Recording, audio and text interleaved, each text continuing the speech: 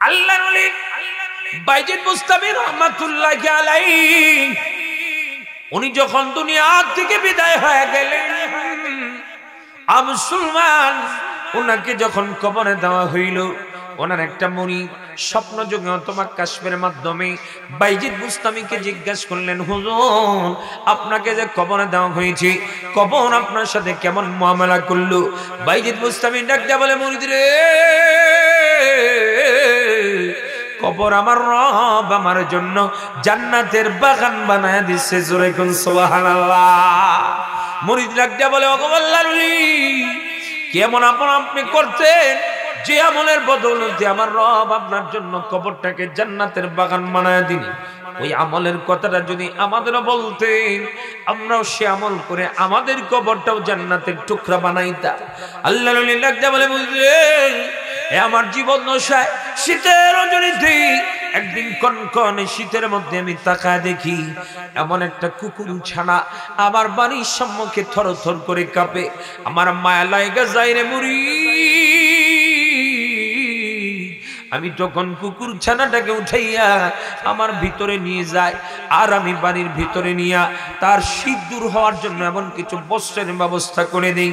বাদানো আল্লাহর ওলি যেন ডাক দেয়া বলে, ওই কুকুর এক পর্যায়ে যখন তার শরীর দিকে এরকম শীত চলে গেল, শান্তি যখন ফিরে এলো, আসমানের দিকে কুকুরটা মাথা তুইলা আল্লাহরে ডাক দেয়া বলে, মাবুদ যেইভাবে আজকে বাইজিদ বুস্তামি আমার জন্য শান্তি ও সুখের ব্যবস্থা করলো গো, আয় আল্লাহ বাইজিদ বুস্তামির মুসিবতের দিনে তুমি বাইজিদ বুস্তামির জন্য শান্তি সুখের ব্যবস্থা করে দিও। জোরে কোন সুবহানাল্লাহ। এই মুরিদ, ওই দিনের কুকুরের দোয়া মঞ্জুর হয়েছিল বলে আজকে আমাকে কবরে দিতে দেরি হয়েছে। আমার রব আমার কবরটাকে জান্নাতের টুকরা বানাইতে দেরি করে নাই। জোরে জোরে কোন না সুবহানাল্লাহ। এজন্য ভাইদের আমার, বাবাজিরা আমার, আল্লাহর মাখলুক এই যে কুকুর, আমার আপনার দৃষ্টিকোণ থেকে নিকৃষ্ট প্রাণী, অথচ এই কুকুরেরও নিন্দা করলে, কুকুরকে কেউ কষ্ট দিলে আমার আল্লাহ কষ্ট পায়। মুসলমান অপর দিকে কুকুরের সেবা যত্ন করলে আমার আল্লাহ তার জন্য জান্নাতের ব্যবস্থা করে দেয়। মুসলমান কুকুর তো নিকৃষ্ট প্রাণী, আর উৎকৃষ্ট প্রাণী হলো এই মাখলুক, হলো আল্লাহ পাকের সৃষ্ট এই মানুষ। মানুষের মধ্যে আবার মুসলমান সবচেয়ে দামি হলো যারা ইমানদার। ইমানদারদেরকে কষ্ট দিলে যেমন আমার আল্লাহ বেজার হয় রে, এক দুনিয়ার মধ্যে যারা বেঈমান, বেঈমানরা কষ্ট পাইলেও আমার আল্লাহ তাআলা কিন্তু বেজার হইয়া যায়। ছোট্ট একটা উদাহরণ যদি দেই, ওই যে একটু আগে যার নাম আমি বলেছি, জলিলুল কদর পয়গম্বর নূহ আলাইহিস সালাম, উনি 950 বছর পর্যন্ত উম্মতের দাঁড়ে দাঁড়ে ঘুরে ঘুরে উম্মতকে দ্বীনের দাওয়াত দিয়েছিলেন। জোরে কন্না সুবহানাল্লাহ। এই যে নূহ পয়গম্বর, উনি উম্মতের দাঁড়ে দাঁড়ে ঘুরছেন, আর যেন কান্নাকাটি করছেন, মানুষগুলি অপমান করছে, বরদাস্ত করতে পারে নাই, দ্বীনের দাওয়াত তারা মানে নাই। বাদানো অবাধ্য উম্মতগুলি নূহ পয়গম্বরকে হর তরিকার কষ্ট যেন দিয়েছে। নূহ পয়গম্বর কাঁদছেন, এই জন্য ওনার নাম হয়ে গেছে নূহ। কারণ কিতাবের মধ্যে বাবা লিখে ওনার আসল নাম নূহ না, ওনার আসল নাম হলো আব্দুল গফফার। মুসলমান তাফসীরের কিতাবের মধ্যে পাওয়া যায়, তাফসীরে কবীরের মধ্যে বাবা লিখে উনি এই পরিমাণ কান্নাকাটি করেছেন, তামাম পৃথিবীর মানুষের কান্নার পানি যদি এক জায়গায় জমা করা হয়, হযরত দাউদ পয়গম্বরের কান্নার সমপরিমাণ হবে না। দাউদ পয়গম্বর সহ তামাম পৃথিবীর মানুষের কান্নার পানি যদি এক জায়গায় জমা করা হয়, হযরত নূহ পয়গম্বরের কান্নার সমপরিমাণ হবে না। জোরে কোন সুবহানাল্লাহ। উম্মতের দাঁড়ে দাঁড়ে ঘুরছেন, উম্মত অপমান করেছি। জিবরাইল আমিনকে ডাক দেয়া বলছে, জিবরাইল রে, আজকে উম্মতের দাঁড়ে দাঁড়ে ঘুরলাম, উম্মত আমার দিন মানলো না, আল্লাহর দিন মানলো না, আমি নবী হিসাবে আমার চিনল না রে, আগামী দিন কি মিশন একটু আল্লাহরে জিজ্ঞাসা করো না। আমার আল্লাহ জানা দেয়, নূহুরে জানা দাও আগামী দিনের মিশনও হলো আগের দিনের মতো শুধু উম্মতের দাঁড়ে দাঁড়ে গোনা। তার মানে আগের দিনও মার খাইছেন, পরের দিনও মার খাইবেন, এটাই যেন রবের পক্ষ থেকে ফয়সালা ছিল। নূহ পয়গম্বর উনি কান্নাকাটি করেন, দিলের মধ্যে বড় কষ্ট, তারপরে দিনের দাওয়াত বন্ধ করে না। কিতাবের মধ্যে লিখে মুসলমান ওনার দিনের মধ্যে এমন তামান্না, এই মানুষগুলি হয়তো আমার চিনে না রে, হয়তো এই মানুষগুলি আমার দিন মানে না রে, কিন্তু এদের যে ছোট ছোট বাচ্চাগুলি আছে এরা যখন বড় হবে রে, এরা নিশ্চয়ই আমি নবীকে নবী হিসাবে চিনবে, আর আমি নবীর দিন তারা মানবে। মুসলমান এই তামান্না নিয়ে উনি মানুষের দাঁড়ে দাঁড়ে ঘুরেন। হঠাৎ করে একদিন তাকা দেখি মুসলমান এমন কিছু বখাটে লম্পট ছেলেগুলি যখন তারে ঘিরে ধরলো, এক ছোট বাচ্চা বাবার আঙ্গুল ধরে ধরে রাস্তায় বের হয়েছে। ছোট্ট বাচ্চাটা বাপরে জিজ্ঞেস করে, আব্বা গো এই মানুষগুলা, এই মানুষটাকে এতগুলি মানুষ কেন অপমান করে, কেন মারধর করে, তারে কেন গালমন্দ করে? বাবা যেন ছোট্ট বাচ্চাকে বোঝায় দেয় এই লোকটা আমাদের আগের ধর্ম পরিবর্তন করতে চায়, এই জন্যই এই মানুষগুলি সেই পাগিয়া তার উপর নির্যাতন আর জুলুম করে। ছোট বাচ্চাটাও একথা শোনার পর সামনে একটা কঙ্করার পাথরের টুকরা ছিল, এও হাতে নিয়ে নূহ পয়গম্বর বরাবর মারছে আর তার গায়ে গিয়ে লেগে গেছে। নূহ পয়গম্বর চোখের পানিতে গালটা ভিজে আল্লাহরে ডাক দিয়ে, মালিক যত কষ্ট এতদিন পাইছি, এই কষ্ট যেন আমার কষ্টই না, আজকের যে কষ্ট পাইছি এটা বরদাস্ত করতে পারছি না। রব্বা এতদিন পর্যন্ত তো এই আশায় ছিলাম এরা হয়তো দিন মানছে না, এরা হয়তো তোমাকে রব হিসাবে চিনতেছে না, কিন্তু এর পরবর্তী প্রজন্ম যারা আসবে এরা নিশ্চয়ই তোমার দিন মানবে, দিন শিখবে, আমি নবীকে নবী হিসাবে মানবে। কিন্তু আজকে বাচ্চার আচরণে এটাই আমার বুঝে আসলো, বাপরা যেমন সন্তানগুলিও ঠিক তেমনই হবে। আয় আল্লাহ এই বেঈমানদের একজনকেও ছাড়বা না, এদেরকে তুমি সমূলে ধ্বংস করে দাও। নূহ পয়গম্বর যখন বদদুয়া করে বসলেন, নবীদের দোয়াও কবুল, নবীদের বদদুয়াও কিন্তু কবুল আল্লাহ তাআলার হুকুমে। উনি তখন বাধ্যগত উম্মতদেরকে নিয়ে, আপনারা জানেন ঘটনা বলা মাকসাদ না, মুসলমান কিস্তিতে উঠে যদি পর্বতে গিয়ে যখন অবস্থান করলেন, আমার রব ডাক দিয়া বলে, নূহ রে মাটি আনো, পানি আনো, এগুলা গোলো, খামির তৈরি করো। কি করতে হবে? তুমি পাতিল বানাইতে থাকো, হাড়ি বানাইতে থাকো, কুমাররা যে সমস্ত কাজগুলি করে এগুলো তুমি করতে। আল্লাহর নবী নূহ পয়গম্বর বড় কষ্ট করে মাটি আনে, মুসলমান পানি আনে, খামিরা তৈরি করে। মুসলমান রবের পক্ষ থেকে যেন এমন ঘোষণা চলে আসছে রে, এই নূহ এগুলাকে রোদ্রে শুকাইবা, বৃষ্টিতে যেন না ভিজে, আর এগুলাকে মাঝে মাঝে এগুলার ভিতর আইনো। নূহ পয়গম্বর লম্বা সময় পর্যন্ত অপেক্ষা করে এই পাতিলাগুলি বানাইলেন, হাড়িগুলি বানাইলেন, মুসলমান রোদ্রে শুকাইলেন, বৃষ্টিতে যেন না ভিজে মাঝে মাঝে ভিতরে উঠাইলেন। আল্লাহ রাব্বুল আলামিন এক পর্যায়ে নূহ পয়গম্বরকে ডাক দিয়ে বলে, নূহ রে হাতের মধ্যে শক্তিশালী একটা শক্ত একটা লাঠি নাও, আর সব হাড়ি পাতিলগুলি তুমি তোমার নিজের হাতেই ভাঙা গোড়া করো। নূহ পয়গম্বর আল্লাহ পাকের হুকুম পাইয়া মুসলমান অবাধ্যচরণ করার তো কোনো ক্ষমতা নাই, শক্ত একটা লাঠি নিয়ে সব যেন গোড়া গোড়া করছেন, কিন্তু ভিতরটা যেন ভাঙা যেন বাবা চৌচির হয়ে যাচ্ছে, আর চোখের মধ্যে পানি। আল্লাহ যেন ডাক দিয়া বলে, নূহ রে কি ব্যাপার, মায়া লাগেনি, মায়া লাগেনি? আমার নূহ পয়গম্বর ডাক দিয়া কয়, আল্লাহ নিজের হাতে মাটি আনলাম, নিজের হাতে পানি আনলাম, খামিরা তৈরি করলাম, আল্লাহ এগুলাকে রোদ্রে শুকাইলাম, বৃষ্টিতে যেন না ভিজে ভিতরে উঠাইলাম, আয় আল্লাহ এগুলাকে এত যত্ন সহকারে বানাইতে বললা, আবার এইগুলাকে আবার নিজের হাতে ভাঙতে বলতেছো, ব্যাপার তো বুঝলাম না, মায়া লাগে কিনা তুমি কি বুঝো না? আমার রব ডাক দেয়া বলে, নূহ রে আমি বুঝি রে, তোমারে বুঝানোর জন্য আজকের এই খেলাটা জমাইছি, জোরে কন্যা সুবহানাল্লাহ। আল্লাহ রাব্বুল আলামিন ডাক দিয়ে বলেন, নূহ রে এই তুমি যে হাড়ি পাতিল গুলি বানাইছিলা এইগুলার মধ্যে কি তুমি প্রাণ দিছিলা?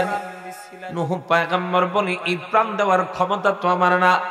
কই তাই যদি হয়ে থাকে তুমি যখন এগুলা বাইরে ভাঙতে গেছো এই পাতিল গুলি কি তোমার মায়ের বয়ে তারা পালাইছেনি? কই না মালিক না।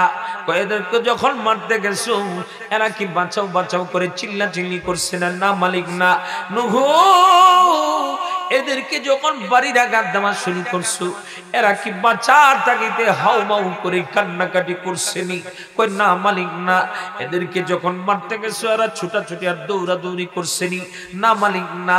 আমার আল্লাহ ডাক দেয়া বলে নূহ রে তাই যদি হয়ে থাকে আরে প্রাণহীন পাতিল বাইঙা হাড়ি বাইঙা যদি তোমার লাগে কষ্ট লাগে নূহ, তাহলে এতগুলি মানুষ যে আমি মারলাম এই মানুষগুলির চেহারাটা আমি আল্লাহ তাআলার কুদরতি হাত দিয়া দইলা মইলা নাকটারে বড় সরু বানায়া ঠোঁট দুইটা নিজের হাতে আল্লাহ নিজের হাতে বানাইছি।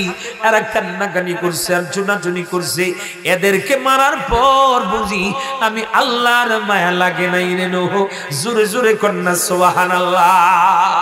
আমার আল্লাহ রাব্বুল আলামিন বিশ্ব নবীকেও যেন ডাক দেয়া বলে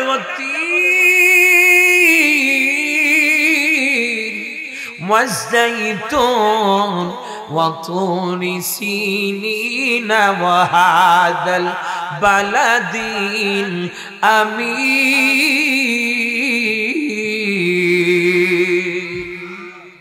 আল্লাহ নবীকে আমার আল্লাহ ডাক দেয়া বলে নবীজি চারটা কসম খায় আমি আল্লাহ তাআলা আপনাকে দামি একটা জিনিস জানাইতে চাই। কি দামি সেই কথা? আমার আল্লাহ ডাক দেয়া বলে লাকাদ খালাকানাল ইনসানা ফি আহসানি তাকওয়িম। আমি পৃথিবীতে যত মাখলুক তৈরি করেছি সবচাইতে উৎকৃষ্ট এক আকৃতিতে আমি আল্লাহ মানব সৃষ্টি করেছি। জোরে কন্যা সুবহানাল্লাহ। হাদিসের মধ্যে আছে আমার রব ফেরেশতাদেরকে যখন অর্ডার করলেন এই মানুষ বানাও, মানুষ বানাও, ফেরেশতারা বডি বানাইল, চেহারাও বানাইল।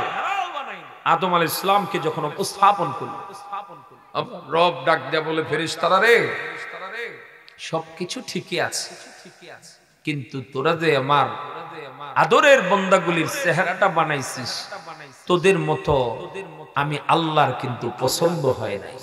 সুবহানাল্লাহ জোরে বলে। ফেরেশতারা ডাক দেয়া বলল রব্বা আপনার নিপুণ কারুকার্যের তো কোনো তুলনা হয় না, তাহলে একটু যদি আপনার হাত লাগায় যদি চেহারাটা আপনার মতো করে বানাইতো।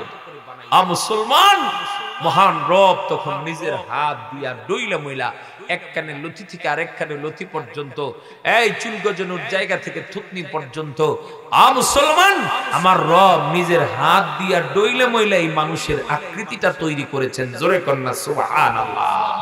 এজন্য পৃথিবীতে যত মানুষ আপনারা দেখছেন, দেখেছেন, দেখবেন বা আমরা দেখবো না কিয়ামত পর্যন্ত আসবে, এদের কারো চেহারার সাথে কারো চেহারার কোনো মিল নাই। সুবহানাল্লাহ জোরে বলে। মুসলমান আধুনিক বিজ্ঞান তারা এই রবের এই অলৌকিক সৃষ্টিকে এমন ভাবে তারা গ্রহণ করেছে, এজন্য তারা বিভিন্ন সময় এই ফিচ লকের ব্যবস্থা করেছে।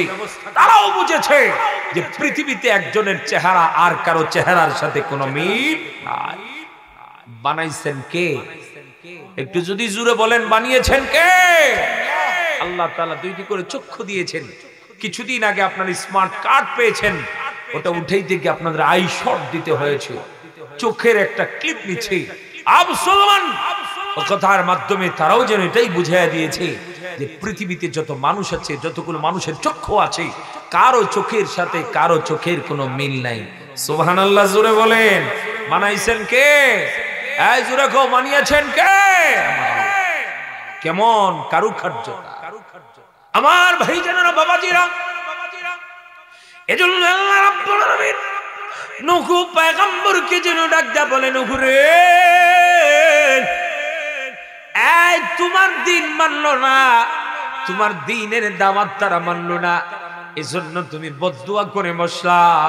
আর আমি গজব দিয়ে তাদেরকে ধরে ফেললাম। নুহুরে আর একটু সময় তো তুমি নিতে পারতা, কারণ এরা যদিও আমার অবাধ্য, তোমার অবাধ্য, তবুও তো আমারই বান্দা।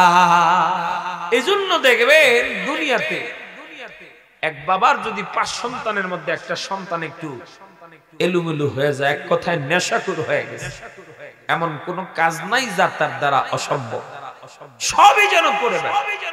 বাবারও আফসোস, আহারে 4টা সন্তান মানুষ করতে পারলাম, একটারে মানুষ বানাইতে পারলাম। এলাকার মানুষ 1-2 করে অতিষ্ঠ হইয়া মুসলমান বাবার কাছে এক মাতাব্বর সাহেবকে ধইরা বিচার পাঠায় দিয়েছে। আপনি জান একটু ওনারে মানে ওয়ার্নিং দিয়ে আসেন যে ফুলা যেহেতু জন্ম দিছে, ফুলারে মানুষ করতে পারে নাই, ফুলারে যেন ঠিক করে, তা না হলে কিন্তু এর পরের বারে কিন্তু আমরা ছাড়বো না। মুসলমান বাবা তখন রাগ কইরা গুসা কইরা কুলাইতে না পারিয়া পাশের রুমে নিয়ে হাত পা বাইদা ইচ্ছা মতো পিড়াইছে। পিডানের পরে কিন্তু বাবাও কিন্তু পাশের রুমে গিয়া চোখের পানি ছাইরে দিয়ে কাঁদছে। কথা বলেন ঠিক কি না? আর ডাক দিয়া কয়, আরে মাতাব্বর সাহেব, যদিও আমার সন্তান অবাধ্য, যদিও আমার সন্তান নেশাখোর, যদিও আমার সন্তান কথা শুনে না, এটা আমি জানি, কিন্তু তারপরও আরেকটা সুযোগ তো আপনারা দিতে পারতেন। আমার হাতে আমার সন্তানকে এতটা মার খাওয়াইলেন, যদিও সন্তান আমার অবাধ্য, তবুও তো আমারই সন্তান। কথা বলেন ঠিক কি না? ওই যে নূহ পয়গম্বরকে আমার আল্লাহ ডাক দেয়া বলে, নূহ রে, যদিও তোমার দিন মানে না, আমার দিন মানে না, কিন্তু তবুও তো বান্দাটা তো আমারই, আমারই তো বান্দা, আমি আল্লাহ তো এদেরকেও নিজের হাতে বানাইছি। মুসলমান বাবা যদিও সন্তান অবাধ্য, কিন্তু বাবার মনে তারপরেও কিন্তু কষ্ট লাগে। শুধু কষ্টটা ওই পর্যন্তই সীমাবদ্ধ থাকে না। আগে ওই যে মাতাব্বর সাহেব, আগে দেখা হইলে আগে একটা সালাম দিত, মাঝে মাঝে চা স্টলে বসলে মাতাব্বরের চায়ের বিলটা সহ দিয়ে দিত। এখন আর দেখলে সালাম তো দূরের কথা, চেহারাটা অন্যদিকে ঘুরে চলে যায়। এর দ্বারা বোঝা যায় সন্তান অবাধ্য হইলেও যেহেতু বিচার দিয়া বাবার হাতে মার খাইছে, বাবার মনে দুঃখ ঢুইকা গেছে। কথা বলেন ঠিক কিনা? ঠিক তদ্রূপ আমার আল্লাহ তাআলাও নূহ পয়গম্বরকে এটাই বুঝায়, এই নূহ, যদিও এই বান্দাগুলি অবাধ্য, আল্লাহ বলেন তবুও তো আমারই বান্দা। তুমি তো এই মার খাওয়াইলা, কষ্ট দিলা, তাদের গজবের দোয়া করলা, বদদোয়া করলা, আমি আল্লাহ মঞ্জুর করলাম, কিন্তু কষ্টটা কিন্তু আমার ঠিকই লাগছে। কথা বলেন ঠিক কিনা? আমার ভাইজানেরা, বাবাজিরা, এই জন্য সময় বড় সংকীর্ণ। বাদানরা, যেই জিনিস বুঝানোর জন্য এত লম্বা কথা আমি বললাম, মুসলমান আমার আল্লাহ যেন ডাক দিয়া বলে, ওয়াইলুল লিকুল্লি হুমাযাতিন লুমাযা। এই পৃথিবীর মানুষেরা রে, ধ্বংস তার জন্য, দুর্ভোগ তার জন্য, জাহান্নামের আযাব যেন তার জন্য অবধারিত। যেই মানুষটা আরেকজন মানুষকে নিন্দা করে বেড়ায়, অপমান করে বেড়ায়, তুচ্ছ-তাচ্ছিল্য করে বেড়ায়, মুসলমান আমার আল্লাহ যদি আল্লাহ পাকের নিকৃষ্ট করে কুকুরের নিন্দা করলে বেজার হয়, মুসলমান আমার আল্লাহ যদি বেঈমানদের কষ্ট দিলে আমার আল্লাহ কষ্ট পায়, তাহলে মুসলমান যারা ইমানদার, ইমানদারের যদি কেউ নিন্দা করে, তাদেরকে যদি কেউ অপমান অপদস্থ করে, আমার আল্লাহ বুঝি কষ্ট পায় না? একটু আওয়াজ দিয়ে জোরে কষ্ট পায়? অবশ্যই। মুসলমান আল্লাহ নবী, বিশ্ব নবী,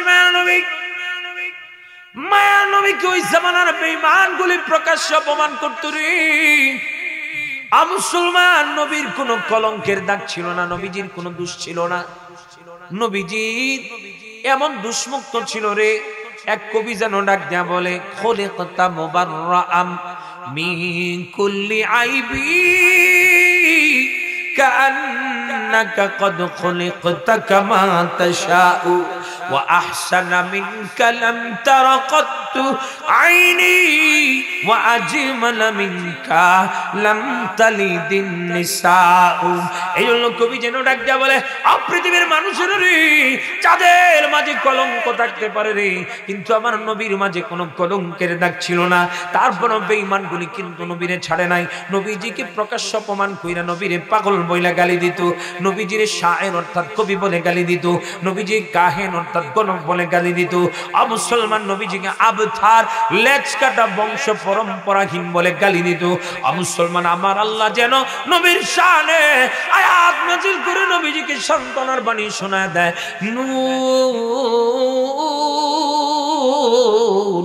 ওয়াল কলামি ওয়া মা ইয়াসতুরুন। পৃথিবীর মানুষেরা, আল্লাহ রাব্বুল আলামিন নবীর শানে এই জায়গায় দুইটা কসম খেয়েছেন। তাফসীরের কিতাবের মধ্যে বাবা আছে, আল্লাহ তাআলা কোরআনের অনেক জায়গায় কসম খেয়েছেন, ওয়াশ-শামসি ওয়া দুহাহা ওয়াল কমারি ইযা তালাহা ওয়ান নাহারি ইযা জাল্লাহা ওয়াল লাইলি ইযা ইয়াগশাহা ওয়াস সামাই ওয়া মা বানাহা ওয়াল আরদি ওয়া মা তাহাহা ওয়াদ দুহা ওয়াল লাইলি ইযা সাজা। মুসলমান মুযাক্কার ওয়াল উনসা, আল্লাহ রাব্বুল আলামিন কোরআনে কারীমের অসংখ্য জায়গায় কসম খেয়েছেন। মুফাসসির কাম ডাক দেয়া বলে, ও পৃথিবীর মানুষেরা রে, কোরআনে কারীমে যত কসম আছে রে, তবে সবচেয়ে দামি কসম হইল ওয়াল কলামি ওয়া মা ইয়াসতুরুন। সবচেয়ে দামি কসম হলো এই কসম। এমন দামি কসম কাইয়াম আমার আল্লাহ রাব্বুল আলামিন কোরআনে হাকীমের মধ্যে যেন নবীজিকে সান্ত্বনার বাণী শোনায় দেয়। মা আনতা বিনি'মাতি রাব্বিকা বিমাজনুন।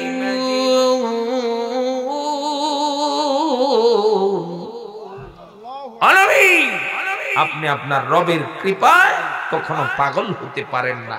জোরে জোরে কন্যা সুবহানাল্লাহ। এখানে আমার রব যেন নবীকে বোঝায় দেয়, বেঈমানগুলি আপনাকে প্রকাশ্য অপমান করে, নিন্দা করে, এজন্য আপনাকে পাগল বলে আখ্যা দেয়। নবী আপনি কষ্ট পায়েন না। পৃথিবীর সবাই পাগল বলল, আমি বললাম আমার কৃপা আপনার প্রতি আছে, সুতরাং আপনি পাগল হতে পারেন না। এক দৃষ্টি কোণ থেকে নবীজিকে সান্ত্বনার বাণী শুনিয়েছেন, অপরদিকে আল্লাহ তাআলা নবী মুহাম্মদুর রাসূলুল্লাহ বিরুদ্ধে যারা কুৎসা রটনা করে বেড়ায় তাদের একটা দাঁত ভাঙার জবাবও দিয়েছেন। কি সেই জবাব? আমার আল্লাহ যেন বোঝায় দেয়, ওই বেঈমানের গোষ্ঠীরা, তোমরা যেমন আমি আল্লাহর পূজা না করলেও, আমি আল্লাহর উপাসনা না করলেও তোমরা লাতের উপাসনা করো, মানাতের পূজা করো, উজ্জার কৃপা এরকম পূজা করো, সনামের পূজা করো, ভগবান ভগবতীর এরকম তোমরা পূজা করো, রাধা কৃষ্ণের পূজা করো, এই তোমরা এরকম লক্ষ্মী দেবী সরস্বতী মা দুর্গার পূজা করো। আর এটাও মনে করো যদি এদের কৃপা তোমাদের প্রতি থাকে, তোমরা যেমন সব বিপদ থেকে তোমরা সেফ আর নিরাপদ, তোমাদেরকে যেন কোনো বিপদ গ্রাস করতে পারবে না। এটাই যদি হয়ে থাকে, তোমার কথার উপর ভিত্তি করে আমি আল্লাহ জানায় দিলাম, আমার নবীরও তো একজন রব আছে, আমার নবীরও তো একজন খোদা আছে, আমার নবীরও তো একজন সৃষ্টিকর্তা আছে। ওই রবের কৃপা যদি আমার নবীর প্রতি থাকে, তাহলে আমার নবী কেমনে পাগল হয়? তোমাদের কথা মোতাবেকই আমার নবী কখনো পাগল হইতে পারে না। ওয়া ইন্না লাকা লা আজরান গায়রা মামনুন। আল্লাহ তাআলা যেন ডাক দেব, নবী আপনি কষ্ট পায়েন, ওরা আপনাকে প্রকাশ্যে নিন্দা করে বেড়ায়, আমি আল্লাহ ঘোষণা দিলাম আপনার জন্য এমন প্রতিদানের ব্যবস্থা আমি করেছি যাহা কখনো ফুরাবেই না। জোরে জোরে কন্যা সুবহানাল্লাহ। এখানে আল্লাহ তাআলা বেঈমানদেরকে একটা প্রশ্নের উত্তর দেয়, কি জানেননি? আল্লাহ তাআলা বুঝায় দেয়, ওই বেঈমানের গোষ্ঠীরা, আমার নবীরে পাগলা কস, যদি আমার নবী পাগল হইতো নবীর জন্য কিসের প্রতিদান? কারণ দুনিয়াতে যত পাগল আছে, পাগলের কিন্তু কোনো প্রতিদান হয় না। কথা কোন ঠিক কিনা? আপনাদের ঘাটাইলে মাঝে মাঝে দেখবেন, ব্রাহ্মণ শাসনে গিয়েও দেখবেন, মুসলমান এক শ্রেণীর পাগল আছে, বাজারের এ প্রান্ত থেকে ও প্রান্ত পর্যন্ত শুধুমাত্র হাইটা চলবে, কারো গায়ে পোশাকের অভাব নাই, কারো গায়ে পোশাকের গোষ্ঠী নাই। মুসলমান কেউ শুধু ভাষণ দিয়ে বেড়াবে, কেউ শুধু রাস্তার কাগজ খুঁজবে। সন্ধ্যাবেলা হয়ে গেলে মুসলমান ঘাটালে নেতৃত্ব যারা দেয়, তারা মনে হয় তার অফিসে দেইকে নিয়ে কয়, সারাদিন তোমার ডিউটি যথাযথ করেছো, আসো তোমার জন্য 500 টাকা বরাদ্দ হয়েছে, এটা নিয়ে যাও। দেয় বুঝা থাকলে আওয়াজ দেয়, কথা কোন দেয়? কেন দেয় না? দৌড়ে তো পাগল। পাগলের আবার কিসের প্রতিদান? আমার আল্লাহ জানায় দেয়, বেঈমানের গোষ্ঠীরা, আমার নবী যদি পাগল হইতো, আমার নবীর জন্য কিসের প্রতিদান? নবী যে পাগলা না, এটার প্রমাণ হলো আমি আল্লাহ নবীর এমন দাওয়াই দিব যেটা কখনো ফোরাবেই না। জোরে কন্যা সুবহানাল্লাহ। আমার ভাইজানেরা, বাবাজিরা, এজন্য নবীর জামানায় নবীজিকে প্রকাশ্যে নিন্দা করে বেড়াইতো এমন অন্যতম ছিল ওয়ালিদ বিন মুগীরা। আবু সুলমান সূরা কলমের মধ্যে আমার আল্লাহ বর্ণনা দিতে আবু সুলমান ওয়ালিদ বিন মুগীরার পরিচয় তুলে ধরতে গিয়া আমার রব কেমন যেন ডাক দিয়া বলে, হাম্মাজিন মাশাইন বিনামিন।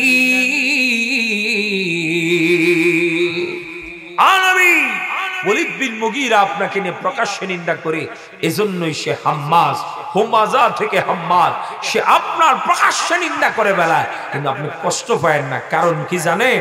এমন মানুষই তো আপনার প্রকাশ্যে নিন্দা করবে, তার আসল পরিচয় হলো উতুল্লিম বাদা যালিকা জানিম। তার তো বাপেরই ঠিক নাই, সে তো চরিত্রহীন, সে তো এরকম ভাবে তার জন্মেরই ঠিক নাই, সে তো হলো পৃথ্বী পরিচয়হীন। জোরে কন্যা সুবহানাল্লাহ। তার মানে ও মুসলমান, আমার আল্লাহ তাআলা এই কথার মাধ্যমে জানায় দিল, ও নবী, কিয়ামত পর্যন্ত আপনার পক্ষের লোক থাকবে, কিয়ামত পর্যন্ত প্রকাশ্যে নিন্দাকারী থাকবে। নবী, আপনি থাকবেন না, কিন্তু আপনার গোপনে এমন নিন্দাকারীরা থাকবে। এক সময় আপনি থাকবেন না, আপনার উত্তরসূরিরা থাকবে, তাদের সম্মুখে তারা এরকম নিন্দা করে বেড়াবে, আপনার সাথে গুস্তাখি আর বেয়াদবি করবে, আপনার সম্মান নিয়ে তারা প্রশ্নবিদ্ধ হবে। এরকম ভাবে তারা এরকম ভাবে আপনার বিরুদ্ধে বৃদ্ধাঙ্গুলি দেখাবে। ও নবী, আমি আগেই জানায় দিলাম, আপনি জেনে রাখেন, যারা আপনার বিরুদ্ধে কথা বলবে এদের একটারও বাবার ঠিক নাই। কথা কোন ঠিক নি না? মুসলমান, আমার আল্লাহ যেন নবীর সান্ত্বনার বাণী শুনায় দেন, নবী আপনি কষ্ট পায়েন না।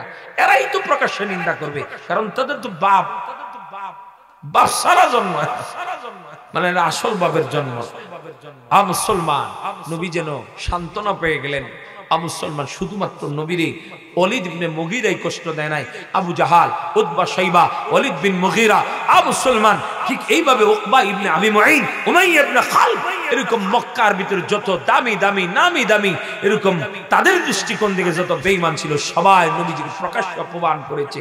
আমার আল্লাহ তাদের ব্যাপারে এমন আয়াত নাযিল করে ডাক দেয়, নবী আপনি কষ্ট পায়েন না, এদের ধ্বংস অনিবার্য, দুনিয়াতে এরা ধ্বংস হবে।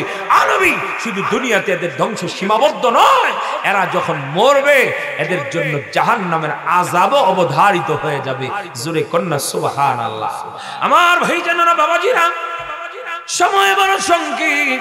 বেঈমানগুলি শুধুমাত্র নবীর বদনাম রটায় কিন্তু ক্ষান্ত হয় নাই। আবু সুলমান নবীজির নিন্দা করে কিন্তু তারা ক্ষান্ত হয় নাই।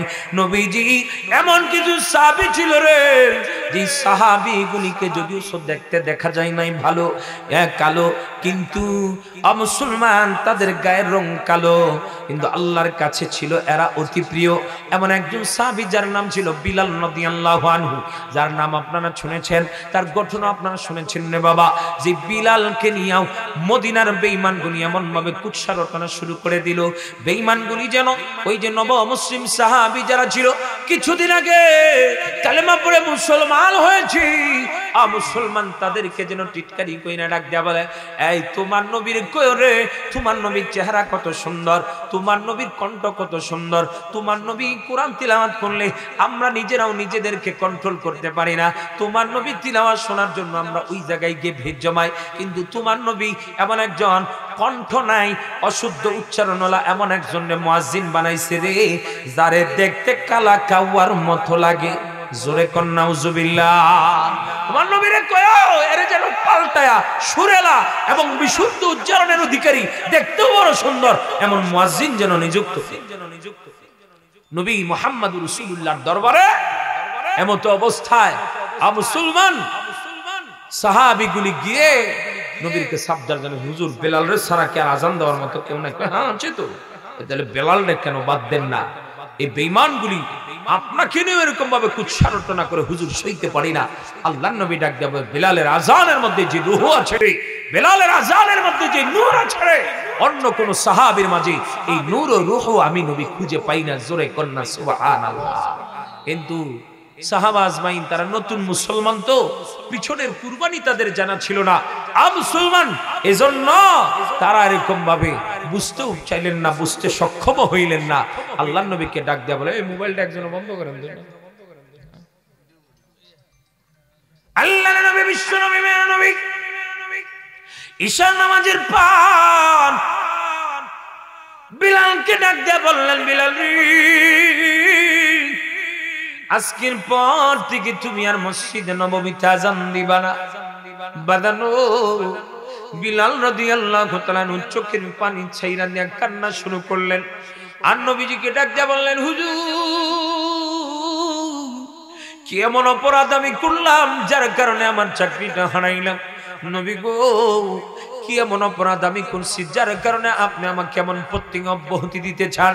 আল্লাহর নবী ওনার চোখের মধ্যে পানি নাক দিয়ে বললেন, বিলাল রে, তোর কোনো অপরাধ নাই। অপরাধ একটাই, তোরে দেখতে দেখা যায় কেন কালো, তোরে দেখতে দেখা যায় না কেন ভালো, এই জন্যই তো তোর চাকরিটাও গেল। বিলাল রাদিয়াল্লাহু তাআলা আনহু মনের মধ্যে বড় কষ্ট নিয়া উনি যেন হুজরায় চলে গেল। আল্লাহর নবীও হুজরায় চলে গেল। ফজরের নামাজ হয়ে গেছে, মুসলমান নবীজি মুসল্লিদের দিকে মুখ করে বসে আছে। এমত অবস্থায় জিবরিল আমিন আল্লাহর নবীর দরবারে আইসা ডাক দেয়া কয়, নবীজি, আজকে কি ফজরের নামাজের আজান মসজিদে নববীতে হয় নাই? আল্লাহর নবী ডাক দিয়া বললেন, ও জিবরিল, কেন হবে না রে? সুরেলা এবং বিশুদ্ধ উচ্চারণের অধিকারী এমন একজন মুয়াজ্জিন আজান দিয়ে দিছে। জিবরিল আমিন ডাক দিয়া বলে, হুজুর, বিলাল কেন আজান দিল না?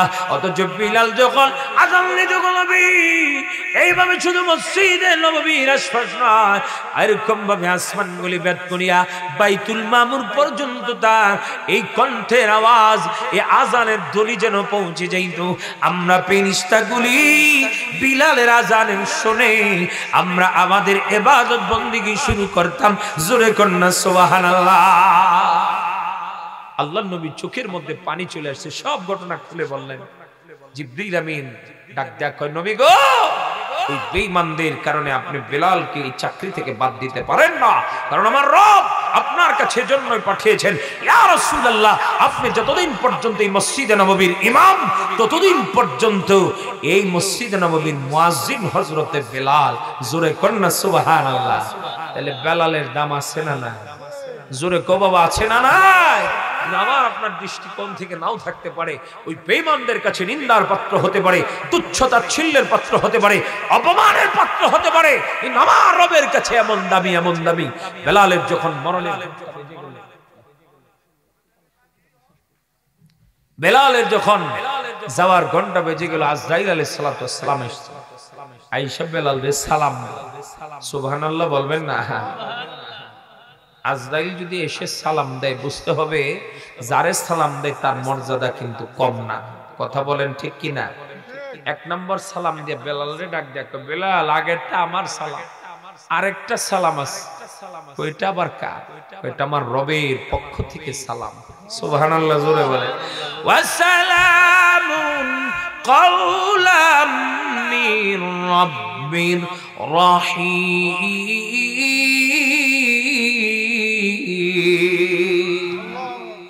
এই বিলাল, এটা আমার রবের পক্ষ থেকে।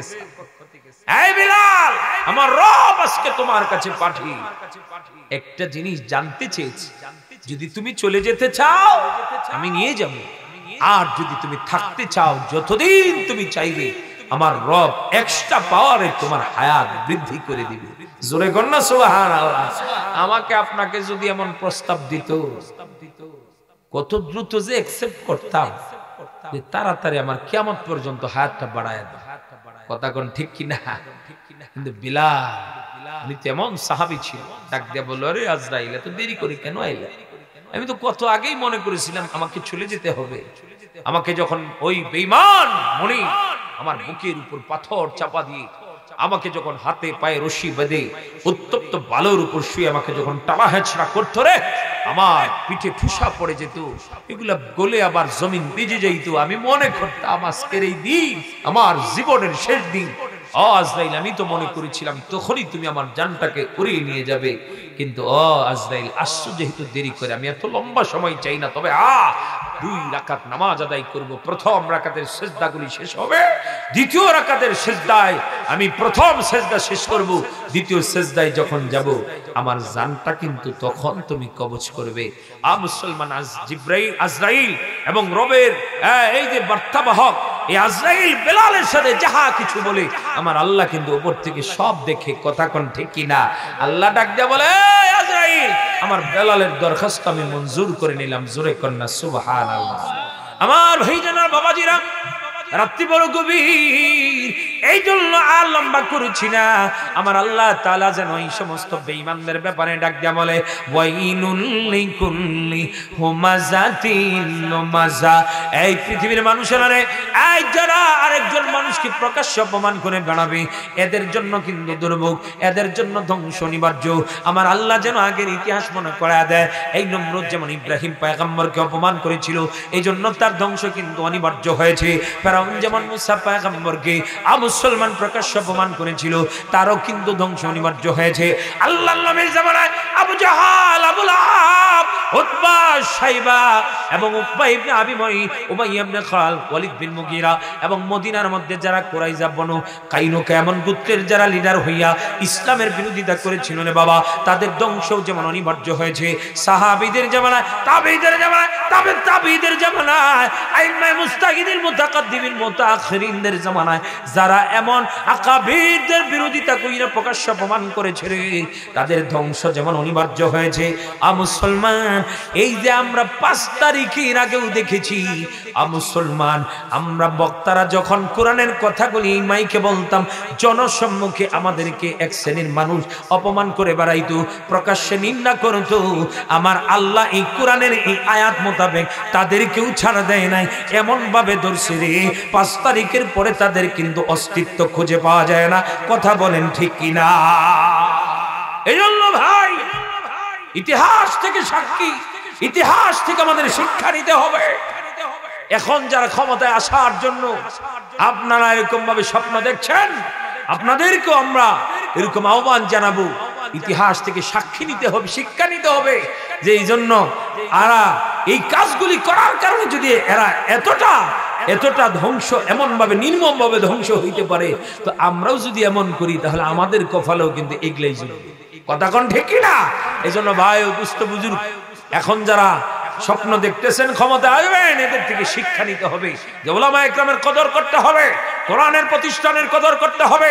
মাদ্রাসাগুলিকে জঙ্গির আখড়া বলা যাবে না, মুসলমান মাদ্রাসার ছাত্রদেরকে জঙ্গি বলা যাবে না, উলামায়ে কেরামদেরকে জঙ্গি বলা যাবে না। মুসলমান, এদেরকে আপনি পাইলে এদেরকে মৌলবাদ বলে গালি দিয়েন না। যদি দেন তাহলে নবীর জামানায় পাগল বলছিল, নবীর জামানায় শায়ের বলছিল, নবীর জামানায় কাহেল বলেছিল, নবীর জামানায় আবতার বলেছিল, যারা বলেছিল তাদের ধ্বংস যেমন অনিবার্য হয়েছে। ইতিহাসে আমরা পেছনে দেখেছি এই সমস্ত উলামায়ে কেরামদেরকে যারা এই সমস্ত শব্দগুলি প্রয়োগ করে গালি দিয়েছে, তাদেরও কিন্তু ধ্বংস অনিবার্য হয়েছে। কথা বলেন ঠিক কিনা? এজন্য তাদের প্রতি যথেষ্ট রেসপেক্ট রাখবেন, তাদের প্রতি সম্মানবোধ রাখবেন। যদি রাখেন, আল্লাহ তাআলা আপনাদের ক্ষমতাকে স্থায়ী বানায় দিবে। আল্লাহ তাআলা আমাদের সবাইকে বুঝবার তৌফিক দান করেন। সকলে বলেন আমিন।